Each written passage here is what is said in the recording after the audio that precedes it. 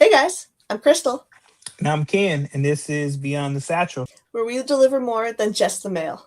Beyond the satchel, beyond the job, I'm done with my rounds. Now I'm heading for the battlegrounds. Beyond the satchel, let's take our stand. Scream our battle cry, and echo it across the land. Hey, what's going on, guys? How you going on out there? Last Sunday, we had our rally, February 22nd. The turnout was pretty good. Could have had more members out there. Me and Crystal was out there, took some pictures. We did some yelling and screaming. I was in the middle of the street. Didn't get hit, so I'm still here, so that's a good thing. But that day of action was very important. If you wasn't there, people are gonna probably hate what I say, but don't open your mouth and fuss, say the union's not doing anything if you're not actively participating and trying to help and make a change. If you want change, you gotta be the change. You gotta get out there and do what needs to be done. Do I believe that one day is enough to fight like hell? No, we fight like hell every day, dealing with management bullshit, from dealing with rain, sleet, or snow, and which I mean, we're in Illinois and it was cold out there, but we still got out there, yelled, did what we had to do. Um, our retirees, my hat goes off to them. I guess I'll take my hat off. My hat goes off to them. Yes, I'm bald head. I cut all of it off. Um, so my hat goes off to them because we have retirees out there. They have fought the fight already. They've been through the trenches. They have done this, but they still showed out and supported us. I counted more retirees than, well, no, I guess it It's was probably more about even. even. Yes, okay, Yeah. yeah. We even had retired veterans that don't even work for the post office that was there. And he came out, he brought his son, which works for the post office. He actually lived down the street from me. He lived down the street from me. He came out and he was the guy that kept blowing his horn that was behind us. Okay, I was Yeah, wondering who the heck that yeah. was. He I'm kept like, I'm blowing. wondering. I'm just like, what are you doing, dude? He was blowing his horn when You're so he into kept it. I loved yeah. it. So we I appreciated that he came out, blew his horn, he brought his son out. His son came out, did what he wanted to do, and he got to get involved. That was his first. He told me that was his first rally, and he enjoyed it. So now that one day is gone, what are you gonna do? When are we gonna call out again and say, "Hey, let's get back out in these streets and rally again"? Not just on a Sunday. If you're off and you willing to get out there, hey, I wanna do it again. I don't want to just do it just this one day. My business agent Mike, he said it on his podcast. Make sure y'all check out Mike Drop Mondays. He said it. We should be passing out the literature in the streets, and not just one day, because we could have gone. We need to go on the other side of town and pass out literature on the other corner, because that way people around the country knows what's going on. I feel like I want to go out one day and print out a whole bunch of them, go in the parking lots, put it on people's cars so they could see. That was how my day was on the 22nd, even though it was cold. Crystal. Yeah, no, it was cold, and I think it's important too that, like Ken said, I mean, the retirees, they showed up. They don't have much to gain as far as this upcoming contract. A lot of the stuff is going to affect the active carriers, but yet they still showed up. They were still there.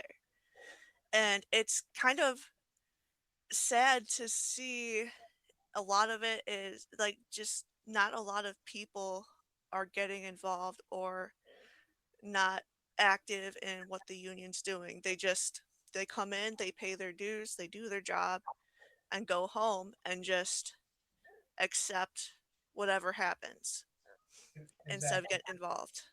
The biggest responsibility for all of that is going to fall on people that are like our generation or the younger generation after us. Am I Gen X or am I a millennial? I We're on don't like the tail end of millennial, I think. know.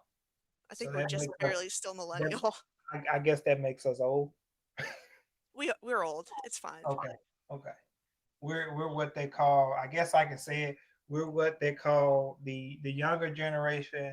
I'm called Unc in the office. So I guess they call you Auntie. So I guess No, that, yeah. they call me Crystal. Oh, well, I it seemed like 2 weeks ago they was calling me Big Bro. Now they calling me Unc. So I guess I'm old now. So yeah, It yeah, really aged up in the last 2 weeks. I guess so. But yeah, I think it's the biggest. That's the biggest thing is trying to find a way to get our generation, those younger generations, to step up and get involved and just participate more. Really, I know the candidates that are running for NALC president for this year.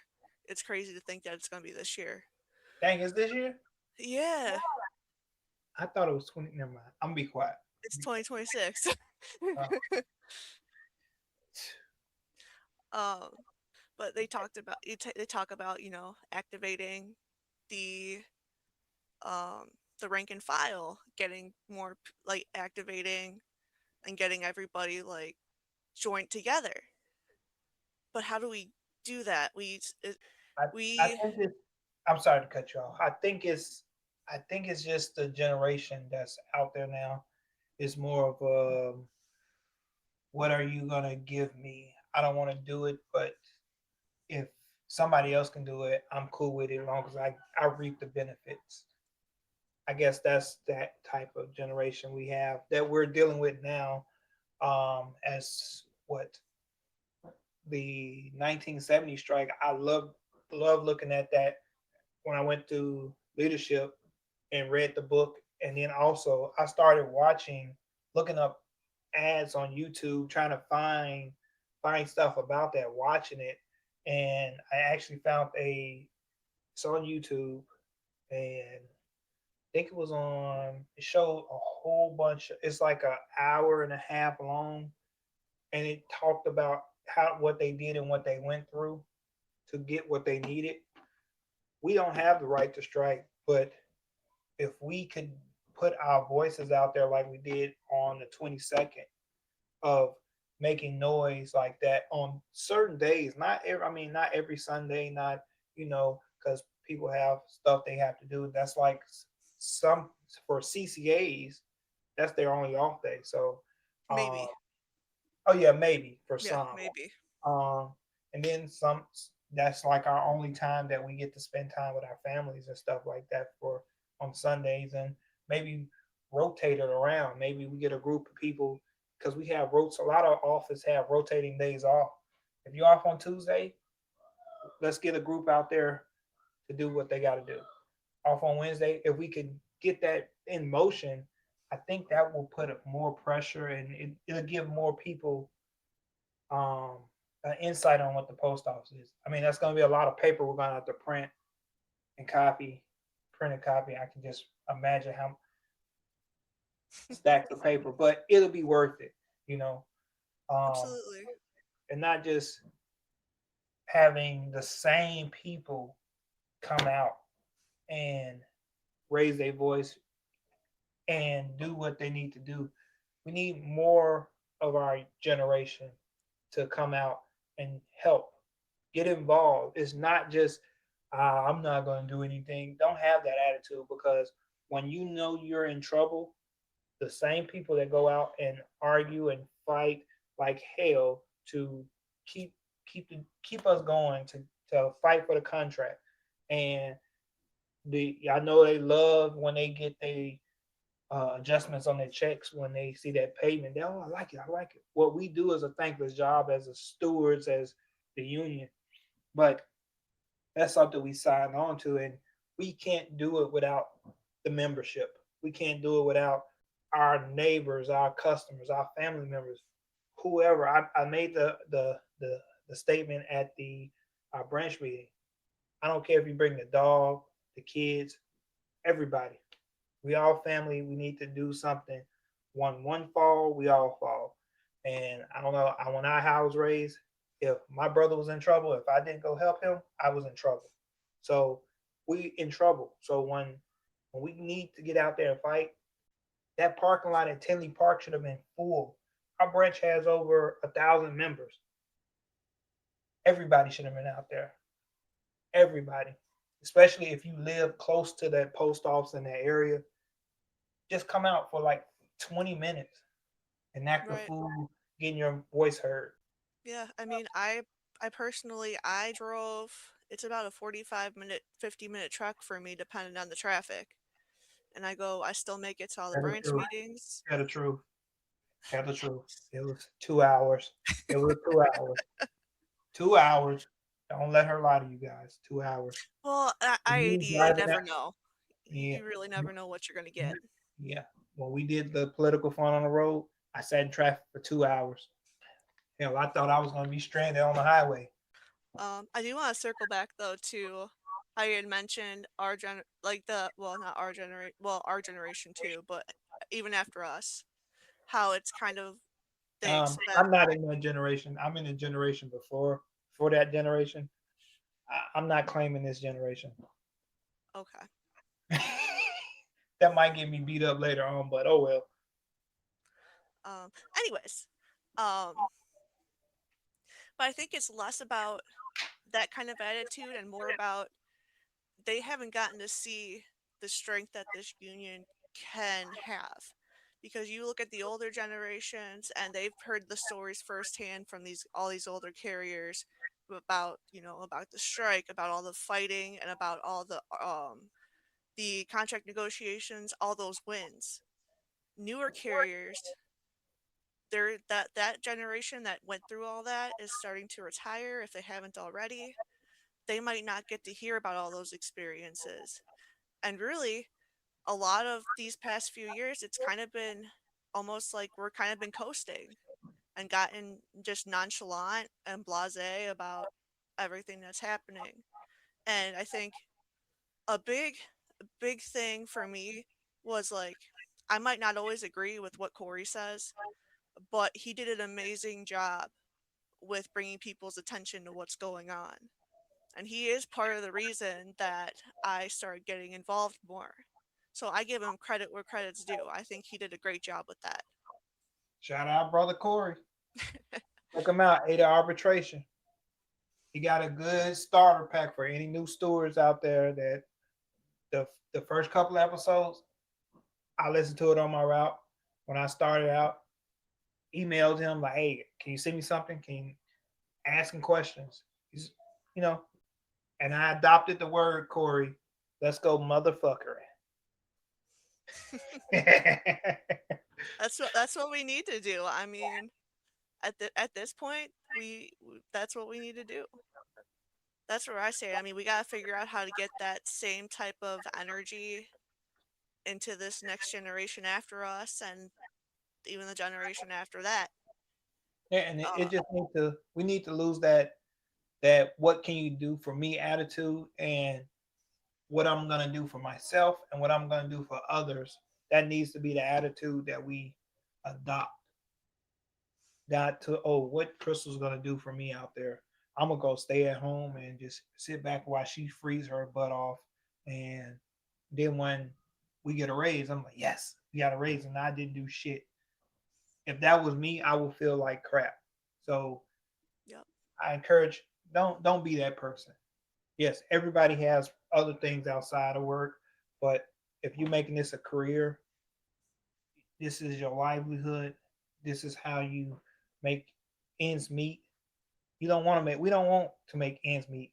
We want to be financially stable. We want to be where I hear carriers live check to check. We we do too much to live check to check. Hmm. And that right there is ridiculous. Well, and I think another thing too with that regarding that is people aren't looking at it as a career as much as they used to because we have that CCA position. And I think that influences a lot of it too, because how can I look at a future in this job when I'm kind of, stuck at the bottom? It's hours are hit or miss, or you're overworked and you're not making enough to really, you're not making enough for that to be at a level past paycheck to paycheck, unless you have to have you know, you almost have to have somebody that you're living with, or you're still with mom and dad, or whatever, so be it, whatever your situation is, because it's expensive to live nowadays. It really is, Shoot, I wish I could go move back in with my parents.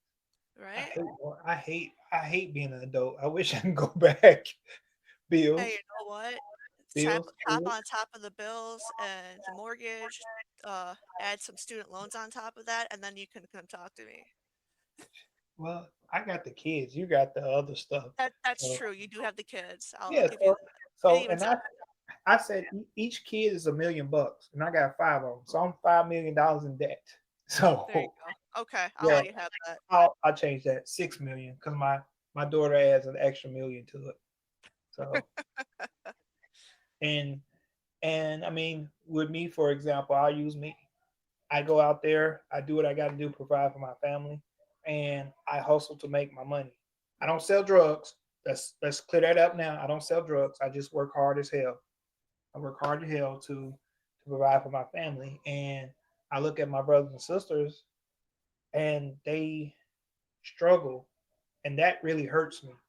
And knowing that I can't help them, and the only way I can help them is to give them a strong advice or get out there and fight like hell for them and try to bring them along with me to, hey, this is how we're going to get it done. This is how we're going to make sure we're set. Your mom fusses at me all the time. Ken, why are you spending your money on this? I'm like, hey, a little extra money, she sounds like my mom. Well, she is a mom, so I was gonna say. Now you know what I grew up with. and then we're we're gonna the next couple of shows we're gonna do. It's gonna probably be some boring shows. I know you guys are used to a group of people. It's gonna be me and Crystal for the next couple of shows. We are not boring. We're I gonna make just it. don't- We're gonna make it fun, ish, as much as we can. because It'll at least keep you awake. we're gonna go back to why we originally started our podcast, and we're still gonna keep it Crystal and Ken fun. We're gonna bring in some new, well, not new, but some bills that we need to talk about. We're gonna talk about some real politics and try to get our members engaged in the political side of things. So a lot of people give to the Let It Care Political Fund. A lot of people give to IPAC. I don't know what other states call theirs, but we call the IPAC, right? COLAP, COPAP, It's Lick Piff for Illinois. Lift it. Yeah, yeah. Yeah, it's Lick Piff for Illinois. We just need to start a movement, guys, that's gonna show the post office that we're not gonna lay down and roll over and let you pat our bellies. And if anybody got dogs, they know your dog roll over on your back and they relax, they trust you, and they submit to you. We're not gonna submit to the post office.